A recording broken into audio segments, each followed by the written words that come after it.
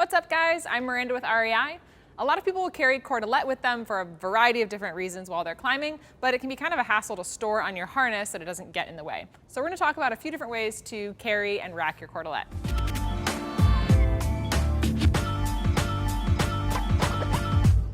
So the first version of coiling and carrying your cordelette I'm going to show you is the fastest, but it's also the messiest.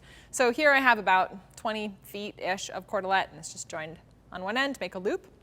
And I'm going to go ahead and fold this in half twice, essentially getting to a point where you have about a shoulder span of cord. And then all I'm going to do is just twist this until it gets to a point where it kind of wants to twist in on itself.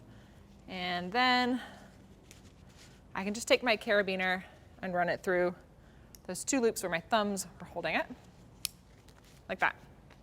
So like I said, this is a really fast way of both coiling and racking your cordelette, and it's also really easy to get access to it. It just comes undone very quickly, but it's also pretty messy. So when you clip this to your harness, if you're concerned at all about it getting in the way for big moves or catching on rocks, this might not be the best option for coiling your cordelette, but again, super fast, super easy to get access to. So the second way is a little bit neater, and it also starts with your cord folded in half in such a way that you have about shoulder span.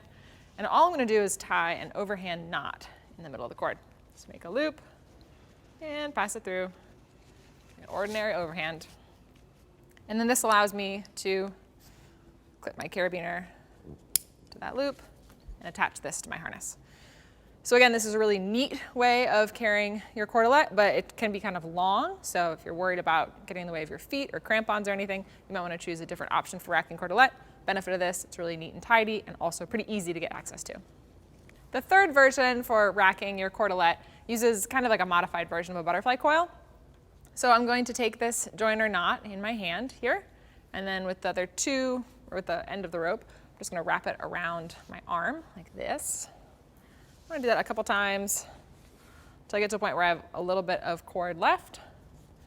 And then I'll just take that off of my arm, and I'm going to give this a twist and fold it in half, just like that. Now from here, I'll take that loose end of the cord and I'm going to wrap that around this coil.